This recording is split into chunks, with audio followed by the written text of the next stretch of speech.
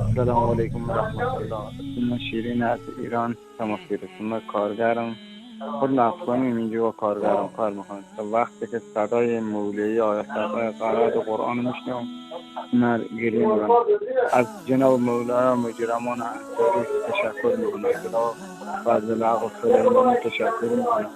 از جناب آقای انصاری تشکر میکنم. بسیار شما یک نور عظیم ما بین مردم روشن کردیم. بسیار از جانب شما تشکر میکنم. جواب سوال ما بدید. من خود نه قرآن زیاد بلد، قرآن زیاد دوست دارم میخونم ولی زیاد بلد نیم. مرا راهنمایی کنم بخونم.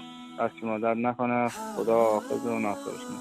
من دوست دارم از چهار یار نبی را، ابوبکر و عمر عثمان و علی را، سرم در خاک از چهار یار سرور، ابوبکر و عمر عثمان و علی. در خدا.